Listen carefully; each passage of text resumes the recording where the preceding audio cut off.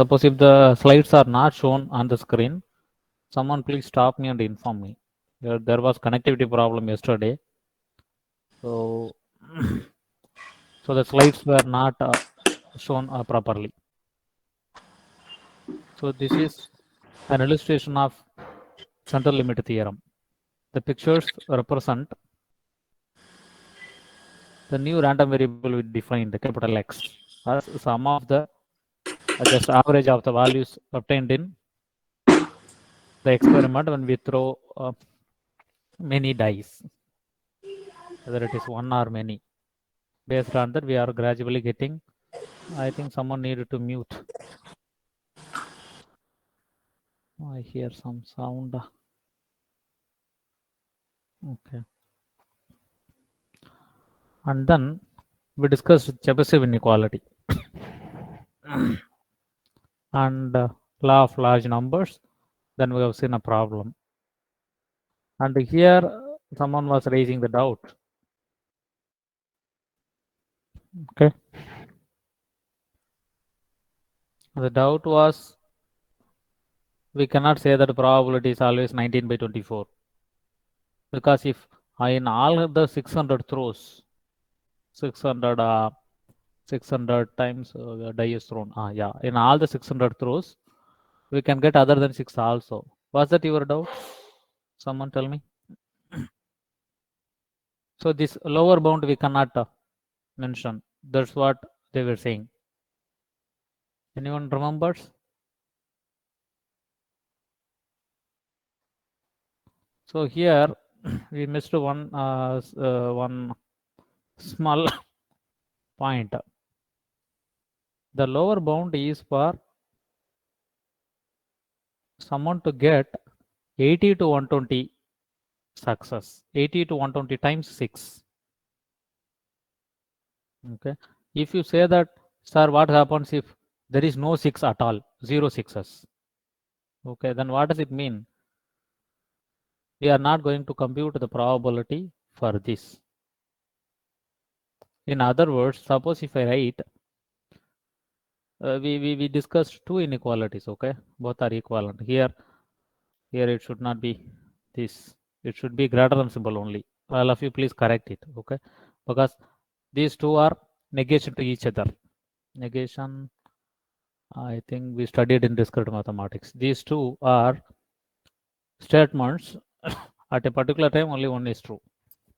No. This actually is the same idea is represented in two ways. Yes. So I shall rewrite in this form. The meaning is, suppose if someone is getting 80 to 126s, for that this is a probability. Suppose if someone is getting, just let me write down, someone is getting or finding probability for this 80 less than x, x less than 20 is actually this 80 less than x and x less than 120. This means number of success is more than 80 and less than 120. What I'm saying is that suppose if this is not true, what do I need? I can have 80 is greater than x, or I'll say x is less than 80. If it is difficult in terms of inequality, just concentrate in the physical meaning.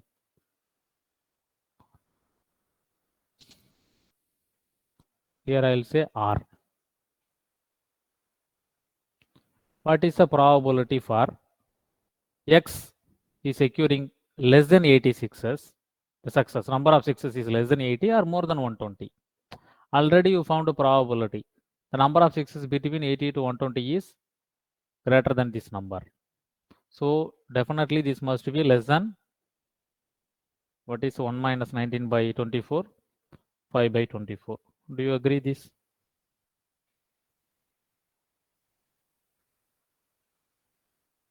Are you understanding the relationship between these two? Here, whatever we have computed yesterday was a lower bound for getting 80 to 126s, not for any outcome. Suppose if you say 0, if you say 0 sixes you obtained, or if you say only some 12 number of sixes, or only some 50 sixes you are obtaining, meaning all these cases will not come in this conclusion. If you say less than 86s or more than 126s, it is complement of this bound. For that, the probability is 5 by 24. Are you understanding this? Suppose if we say 0 6s, what is the probability for 0 6s? Then this comes here. This is less than 5 by 24. That's what we say that. Actually, it is based on the experiment. We will give this 0 6s probability. You know already what is the probability for 0 6. Maybe based on binomial theorem, you should do it. But here, understand this place. Here, we are saying 19 by 24. It is the lower bound for getting 80 to 126. If somebody says that I am getting 85 sixes, definitely they must have the probability value more than or equal to 19 by 24. Are you understanding the meaning now? Yesterday I also missed that. We thought this is for any probability it is more than or equal to 19 by 24. It is not the case. If someone is getting 80 to 126s, for them the probability is more than 19 by 24. What is the maximum possibility? Maximum possibility is always, I'll tell you one more thing. Yes. So whatever we had is probability for this is more than 19 by 24. Usually, if I say probability,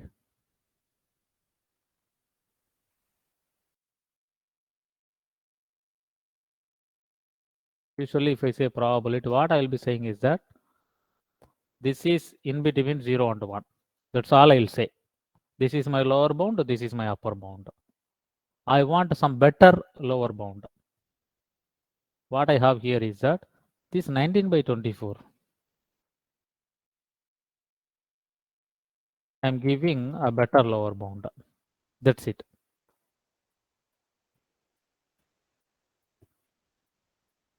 Instead of 0 and 0 is always a lower bound. 1 is always an upper bound. I am giving a tighter bound for this particular case. Okay. If you say, sir, I am getting just 56s, then this is not the discussion we do. We have to consider this as a modified version, like the thing we have done here. Chebyshev inequality gives bound for only this particular thing. How many are, if you look at this thing, this is k times the standard deviation. We'll say that the probability for the elements, probability for this distance is greater than or equal to k sigma, meaning variance. Okay, roughly I'm saying this variance is greater than or equal to k times the standard deviation is less than or equal to 1 upon k square, is at most k square. Suppose if you look at this is mean. Okay, so we shall be having in this place what happens, say this is 1 by k square, this is 1 by k square. If it is the case, the distance between the average probability for this variance k times the standard deviation. How much percentage are outside, how much percentage are inside, that thing is dealing. That's okay, I think. So according to us, we are trying to give a tighter bound for the probability we are dealing with. Here manually we are computing, this is somewhat 0. Even in this case also we can talk about probability of x minus mu less than or equal to 2.5 is greater than or equal to 1 minus 0.47. Is it okay? So this 19 by 24 refers only to this minimum 86s, maximum 126s. Is that what you were asking yesterday? So I also missed that we were finding probability only for this situation. not for all. If you say 0 6s, then it is lying in the complement of the situation. So that is having maximum 5 by 24. Only upper bound we can give. Lower bound is as usual 0. How many of you are there? Okay. Today we shall discuss about another topic, estimation.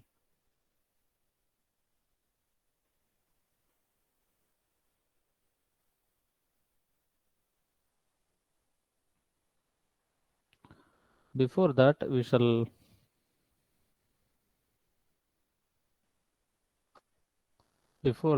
talk about statistics. Whether you people heard about statistics? Can somebody tell me what it is? If you have any idea, quick.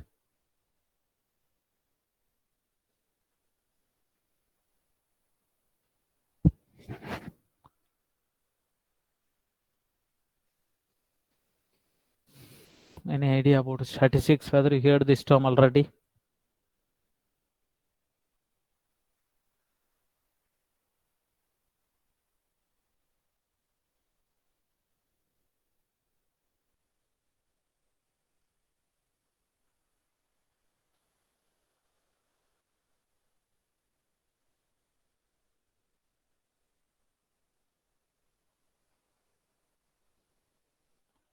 Yes or no? Say something. Why you people are silent? Whether you have heard this or not. Analyzing data. So that's correct almost. So what we do is we have a plenty of data that we call as large collection of data. Okay.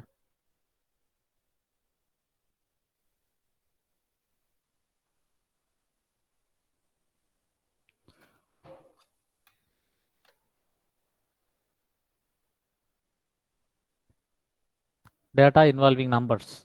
This large collection we call as population. Suppose if I'm collecting all your marks, that is population for me.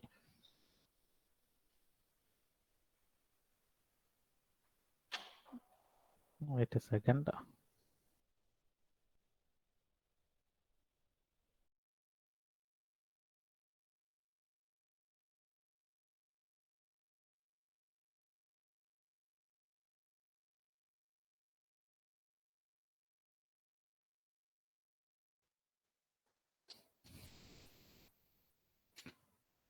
Large collection of data is called as population. This is a technical term. Whenever I say population, it doesn't mean the human population. Okay. In our discussion, population refers to large data or large collection of data, usually associated with numbers or some qualitative behavior also is okay. From that, I want to make some conclusions. So statistics is actually drawing conclusions from observed data.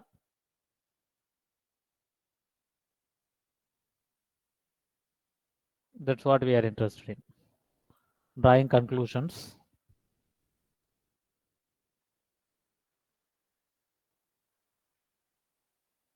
from observed data.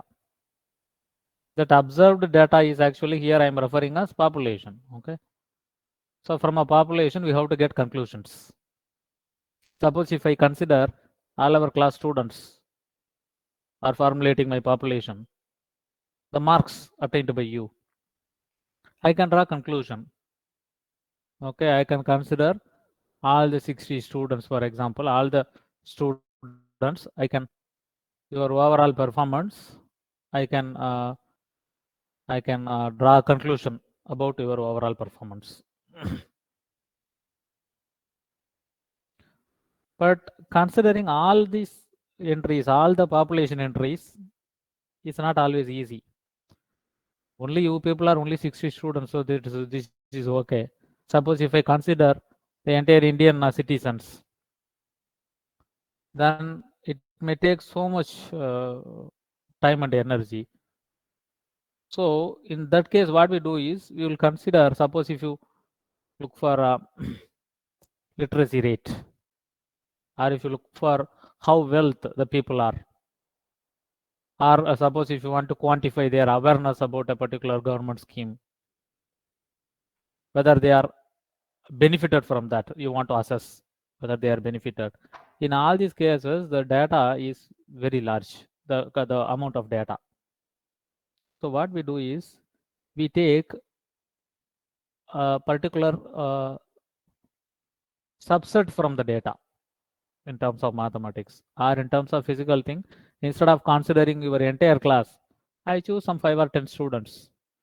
Based on their performance, I can get some overall idea.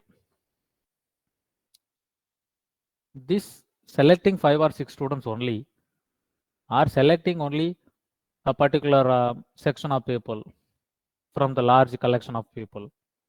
Suppose imagine that in our playground, there are many students are there. I want to draw some conclusion about the height of or the average height of the student. So instead of going for all the 1200 students in our campus, all are available in the ground. Imagine that case. I can simply choose some 10 students arbitrarily. I can conclude that their average height is the average height for the entire population. Choosing some particular part of the collection is called as sampling.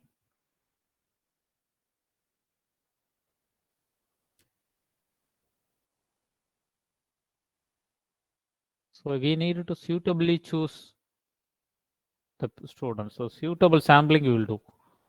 Whatever I'm getting as a sample, we will call as sample. Remember that the sample is different from the sample space in probability. Their sample space is set of all possible outcomes. Here sample is from the population. Population is 60 students. Sample, for example, 7 students only. Which 7 students that I will choose? That's what I call a suitable sampling. Instead of dealing with the entire population, we can deal with this sample. Only we analyze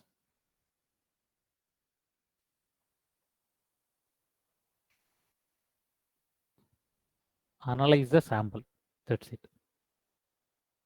Or sample values. Okay. And we draw the conclusion.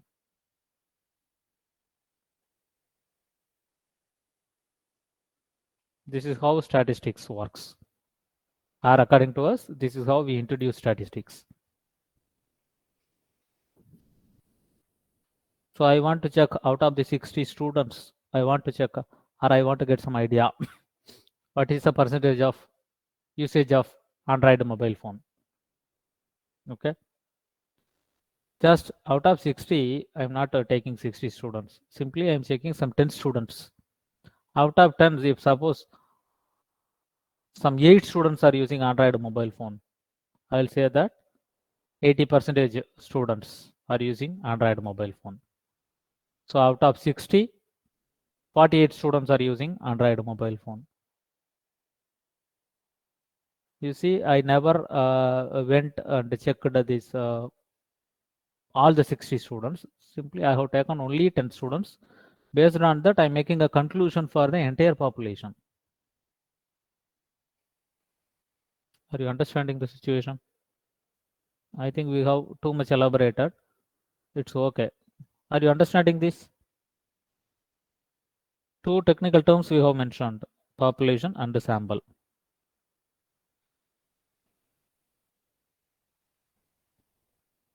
Draw the conclusion about sample, then about population.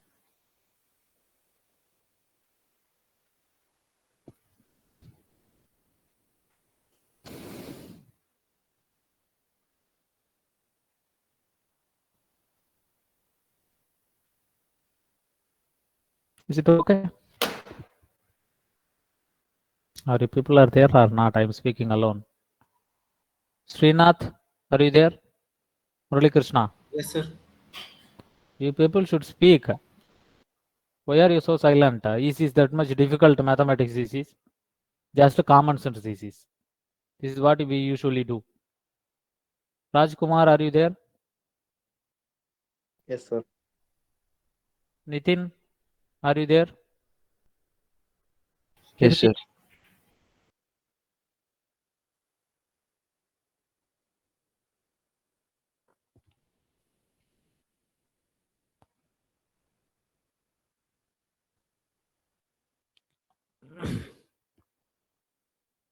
And there are two types of conclusions you can make. Okay, two types of conclusions. Let me call this as statistical inference. Inference we have already discussed in discrete mathematics, drawing conclusions from the available information. Okay, I am saying statistical inference, meaning based on statistical methods, we would like to draw conclusions. Okay, in statistical inference or in making conclusions, usually we are interested in making a number. What is the literacy rate in Indian citizens? Okay, what is the economic growth? What is GDP? What is the CPU processor speed in the computers which are available in our lab and admin block and all these things. Okay, so we need always the numbers. So we want to estimate. I am using the term estimation. Estimation is approximately find it. The English meaning we can take. If we have an average to be estimated, it need not be average actually. It may be um, general performance number. It's like rank in the GATE examination, or JEE, or your grade in our semester examination, or your height. I want to measure. I want to always get a number. That number may represent different things. Maybe GDP, maybe literacy rate, maybe CPU processor speed. In all these examples, a number is to be approximately obtained, or a number is to be estimated. That number I'm not sure whether I need your grade equivalent grade point, or your height, or any of the students CPU processor speed. So I call it as a parameter. Okay, that you have to tell me. You will give me a population and then you will ask me, sorry, estimate this. So then I am talking about parameter estimation. Estimation is that given approximate value. That's it. There are two types of estimation. You can tell me the parameter need to be estimated, or the value I need you to give. You have given me population. I want to give a value. Approximately I can give the value is some particular number. That we call as point estimation. I am giving you the particular number. That we call as point estimation. Of course, point estimation of parameter.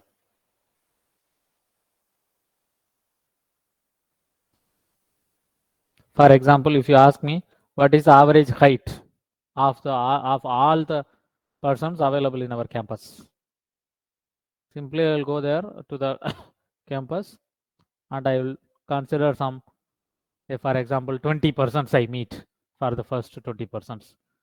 I'll calculate their height. I'll take average. This is one result. Next, the same experiment, the same conclusion, or the same estimation, I can do it in other way. I can go to our campus I can simply choose first 20 gentlemen, first 20 male students, for example. This is my second experiment. Now I will get another result. Or first 20 girl students. Or then I are the 3 experiments I have done. Every time I'm changing my sample. Okay. Fourth time, I'll visit only the security personnel I'll consider. 20 security personnels. I'll record their height and I'll take the average. Every time I'm changing the sample. You see that? Every time I'll get a different value, but the different value, whatever I get, I will tell you this is the average height in the campus. That may be correct, may be incorrect. Are you understanding the situation? If you want to make sure whether I am correct or incorrect, then you have to visit the campus and you have to check all the persons. In terms of technical word, you have to check the entire population. In the campus, it is okay. But if the population is very large, suppose if the population is infinite, then it is impossible to consider all the population entries. So you have to only follow my value, whatever I gave you. I am always giving a number. Okay, numbers may be different. Suppose if you consider any 20%, first 20%, for example, my estimated value is 5 feet. Suppose if you consider only male students, my estimated value, for example, is 5.3 feet. Suppose if you consider only girl students, then my estimated value is say 4.9 feet. Suppose if you consider security personnel only 6 feet. Which one is correct? All of them are okay. In statistics, there is no correct or incorrect result. Whatever you do according to the mathematical rules or mathematical methods, we will give you. Mathematical methods of statistical techniques. They are reliable. Okay. And there is mathematical techniques to check whether the conclusion is valid or not. Okay. Simply, I should not say that, say, for example, I reply to you that, so I have checked the sample of 20 persons. The average height in our campus is 1.5 feet. Suppose if I give you, will you believe it? You know that it cannot be 1.5. Okay, then whatever conclusion we are making, we want to test the conclusion.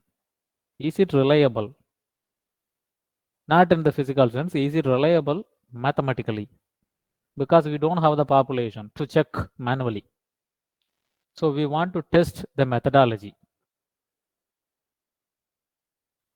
So that testing conclusions, or in other words, we say testing hypothesis. Hypothesis here refers conclusion. This is another branch of statistics. Testing hypothesis. Or sometimes we say that hypothesis testing. Anything is okay.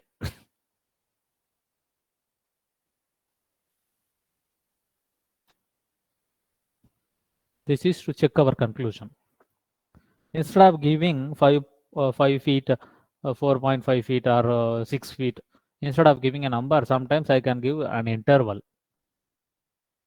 The average height you are expecting in our campus is, after checking my sample of 20 persons, is between 4.8 to 6.3 feet.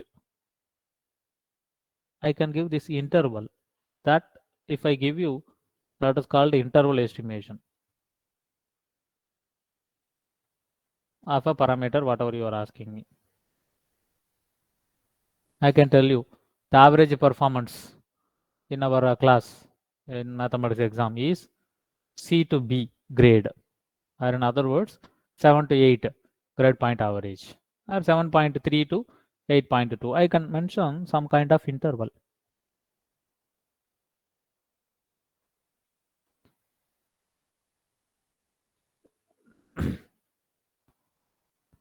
Here in our topic we have only this point estimation.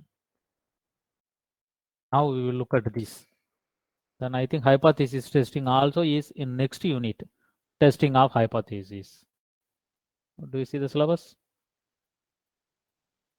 Testing of hypothesis. Here we want to estimate, only point estimation we shall have. Bayesian estimation we shall try to explain further.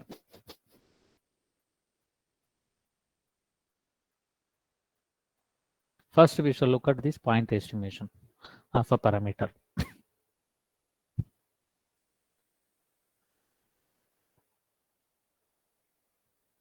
Is it okay?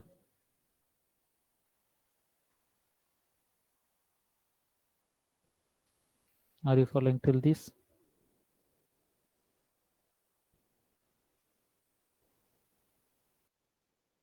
And before that, based on our discussion, we should note few things.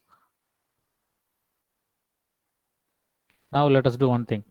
Imagine a crowd of students are available in our SF7. I don't know how many students are there. Just I know it is a larger crowd. Each student, I am going to talk about their marks in mathematics. Single subject. Okay, single mark they are having. Each student is having a possibility 0 to 100. Each student, for example, my population is first student. Okay. Population I'm talking about first student, second student, third student, fourth student, and in this way I have many students. Okay. This particular student is having possibility for these many marks. Second student is possibility for these many marks. The same happens for all these 4 students.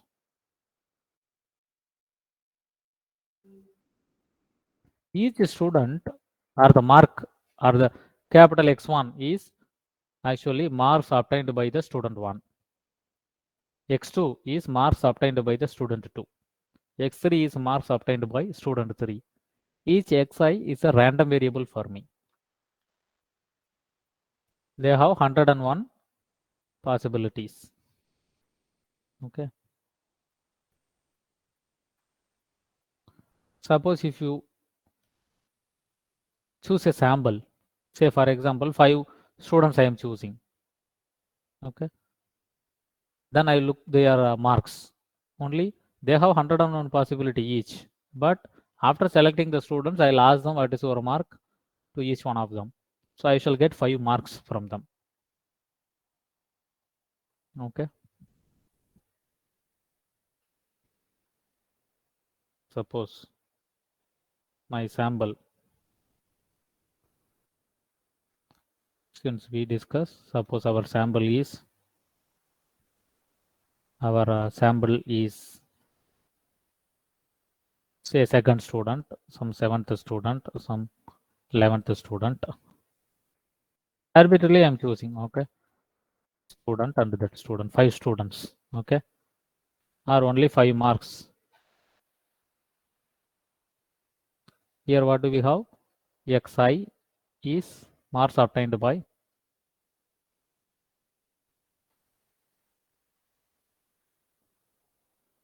ith student.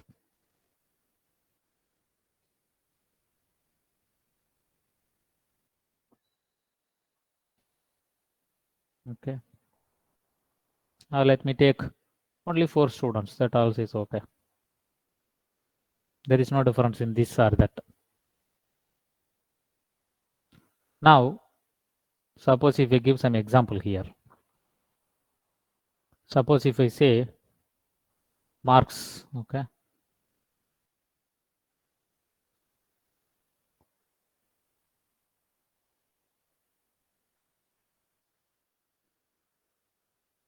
After selecting the sample, suppose marks are 2, instead of 2, say suppose 20, 55, 35, 70. Okay.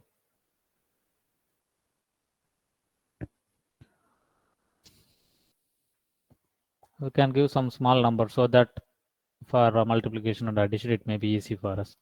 So let me consider that cycle test marks, because we are going to use these 4 numbers to get the result. Suppose marks are obtained by some 3 marks, 9 marks, 8 marks and 11 marks. If this is the case,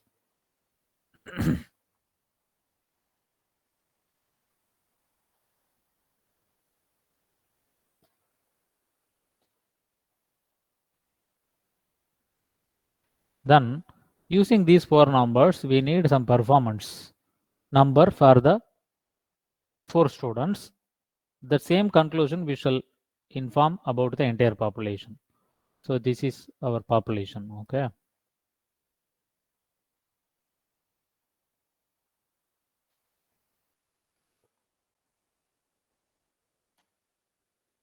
Population is here. I'm not getting this.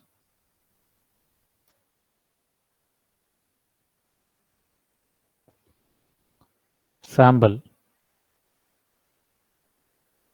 is here. These 5 marks or 4 marks need not be written here. We have taken a population, from there we are taking a sample. Now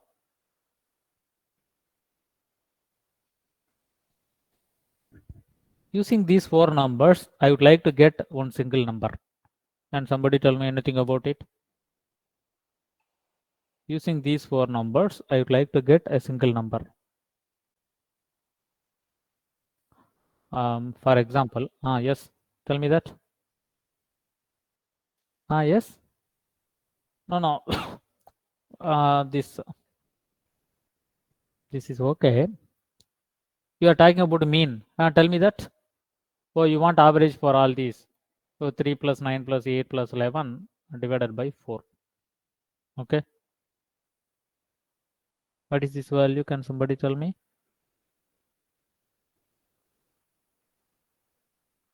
31 by 4.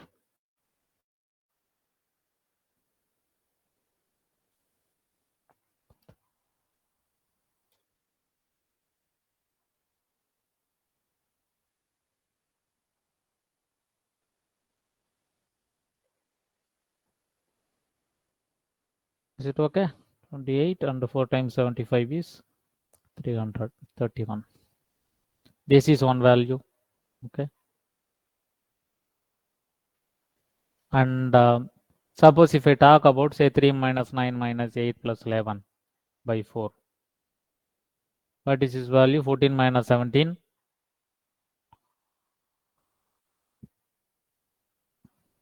Or I can talk about 3 square minus 9 square plus 8 square plus 11 square divided by 4. Or I can talk about 3 minus 11 minus 8, this.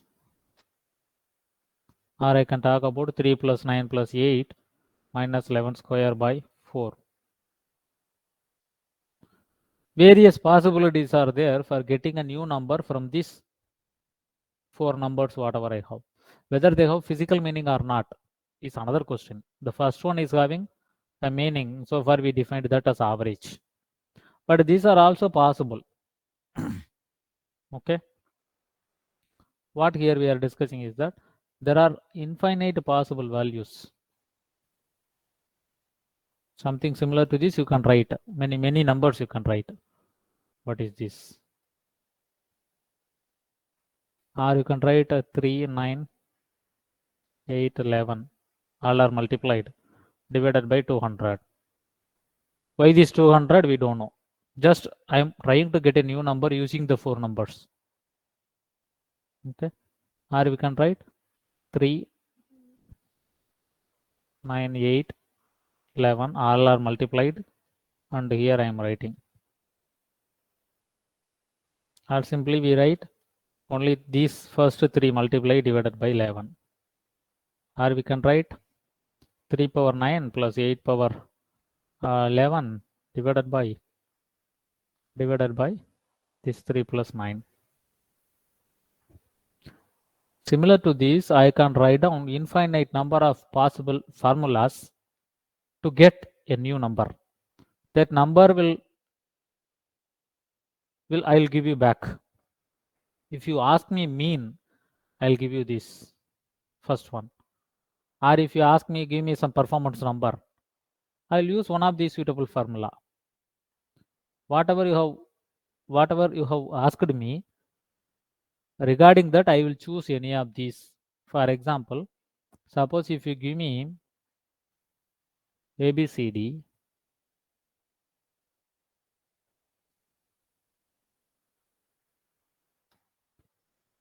if you give me ABCD,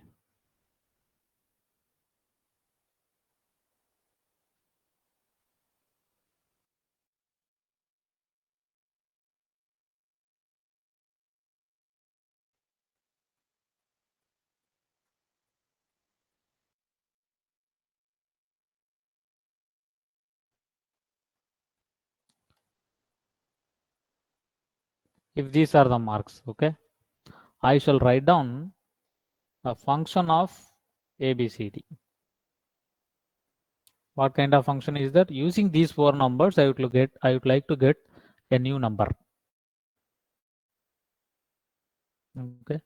How many ways I can define this new function, or how many ways I can use these four values to get a fifth new value? There are infinite possibilities. Just now we have shown some 6 or 7. Okay. So what I have done is, I am given a sample. I don't know how many students are there. A bigger crowd is available in SF7. I am choosing some 4 students arbitrarily. Sampling it is called a sampling. After selecting the 4 students, I am asking their marks. They are giving the values. For those values, I give a name A, B, C, D. Now from those 4 marks, I want to get some new value. Okay. It need not be new value. I can simply write f of A, B, C, D equal to A. This also is acceptable.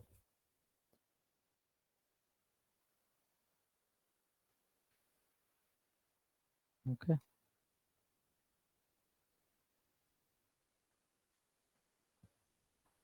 If I define the formula, that formula is called as statistic. Statistic is a technical term now. That formula, whatever we will have, is called a statistic. We'll come back to this. Now I'll note down whatever we have just discussed. Before the data are observed, before the marks are obtained, okay? This data is for general term. Before the data are observed,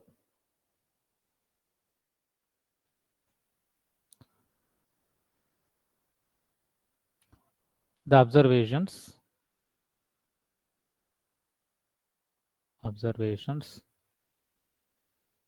are considered as random variables. For me, each student, the marks obtained by them is a random variable. This is one point. Another point, any function of the observations, f of a, b, c, d, I am talking about,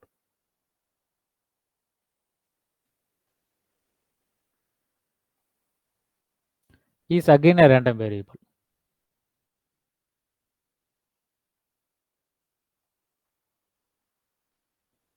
Because before getting the values, I will decide whatever value you are going to get.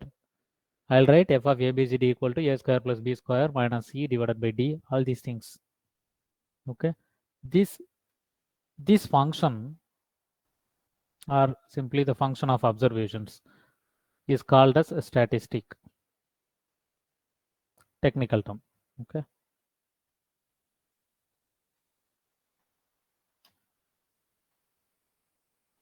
function of observations is called as statistic.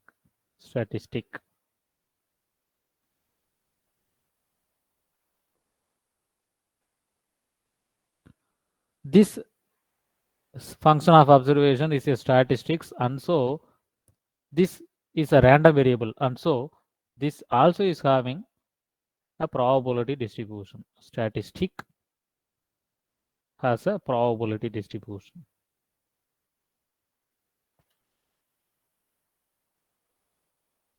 It's called as sampling distribution. You have done a sampling, okay?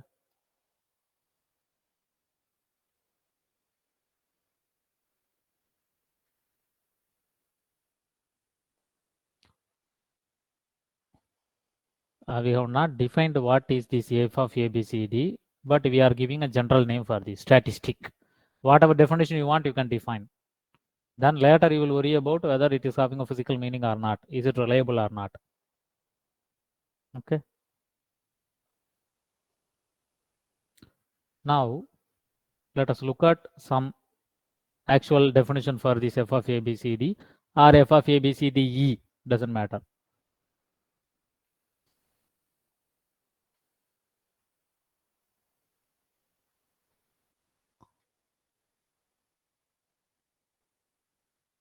Suppose if a population is given,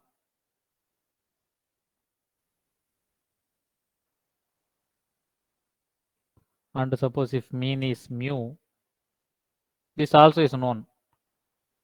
Variance is the square, the notations. The numbers are given already. Okay. Suppose if you talk about a random sample,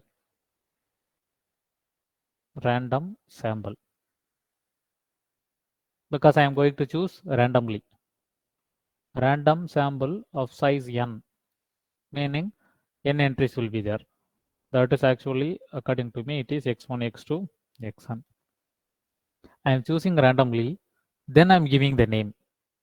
This is my first entry, this is my second entry, this is my nth entry. This doesn't refer the first n values because there is a crowd, there is a population, not an order, okay? So I can simply choose some n number of students. Then I'm giving the name. This guy is x1, this guy is x2. Okay. Now I am defining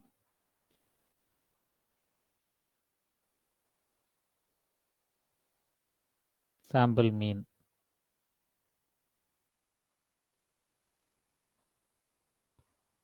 The notation, the sample mean is actually from this sample. The notation x bar I will use. Now I am defining, it is defined as xn. This is what we have already used. I am reframing the same definition in terms of the sample. Okay. Note that this x bar is a random variable.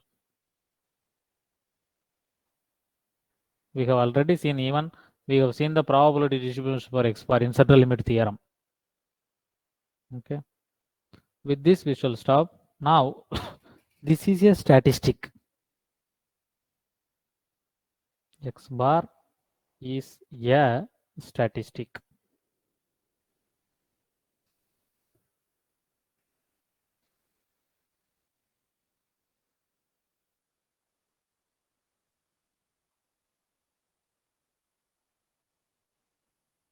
Because it is a function of the observed values. We shall stop at this point. We shall meet in another class. If you have any doubts, you can ask me.